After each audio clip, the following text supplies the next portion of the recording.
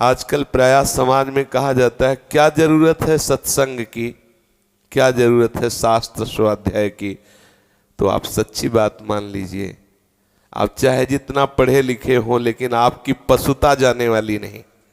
जब तक आप शास्त्र स्वाध्याय नहीं करेंगे, ब्रह्म ऋषियों की महापुरुषों की वाणी का आप अध्ययन नहीं करेंगे, मनन नहीं करेंगे या उनकी वाणी श्रवण नहीं करेंगे, तब तक आपकी जड़ता पशुता जाने वाली नहीं।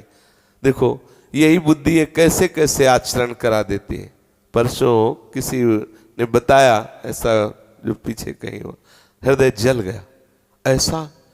अरे एक वस्त्र का भी कोई प्रयोग करता है तो कैसे करता है, आप विचार करो। हम कैसे राक्षस बनते चले जा रहे हैं, हमारे नए नए बच्चे कैसे धूर्त होते चले जा रहे हैं, शास्त्र विरुद्ध आचरण करते चले जा रहे हैं कि ना उनको पता है क्या खाना चाहिए, क्या पीना चाहिए, क्या देखना चाहिए, क्या बोलना चाहिए, कैसे रहना। तो दशा क्या हो रही, आप देखो क्या दशा हो रही। समाज, पूरा देश पीड़ित, पूरा हमारा वातावरण उस दुख से दुखी। क्या हुआ? अगर हम सत्संग नहीं सुनेंगे, शास्त्र स्वाध्याय नहीं करेंगे, भगवद आश्रित नहीं होंगे, तो ये बुद्धि जो है ना, ये बहुत नीच प्रवृत्ति में ले जाएगी। ये बुद्धि हमारी ऐसे विरुद्ध आचरण कराएगी जिससे दुख ही दुख, क्लेश ही क्लेश, अशांति ही अशांति। हमारा आचरण ठीक हो। आचरण तब ठीक होगा जब हमारा भोजन ठीक हो। भोजन तब ठीक होगा जब हमारा संग ठीक हो। संग तब ठीक होगा जब हमारे विवेक, और विवेक कब मिलेगा? जब सत्संग करेंगे। बिन सत्संग विवेक ना होई, और राम कृपा बिन सुलभ न सोई। छोटे छोटे बच्चों को अवश्य अवश्य सत्संग सुनाना चाहिए, सतमार्ग का अवश्य परिचय कराना चाहिए।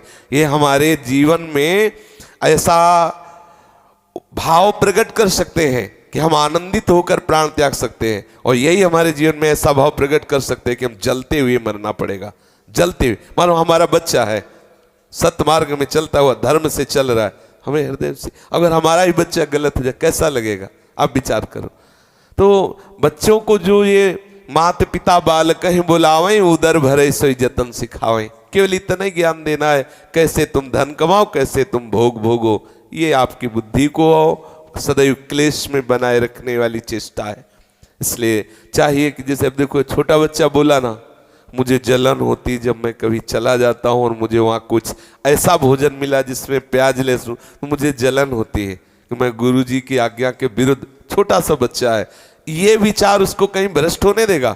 जब एक भोजन उसको जलन पैदा कर रहा है प्रतिकूल, तो प्रतिकूल बात आने पर वो क्या, कितना पश्चाताप करेगा। तो ऐसे के द्वारा ऐसे आचरण तो नहीं हो सकते जो समाज में अत्यंत निंदनीय, क्रूर और हिंसक भाव पैदा करते हैं। इसलिए अत्यंत आवश्यक है शास्त्र स्वाध्याय, संत महापुरुषों का संग, जिससे हमारी बुद्धि पर, अरे भगवान मिले ना मिले, कम से कम समाज में जीने लायक मनुष्यता तो आ जाए।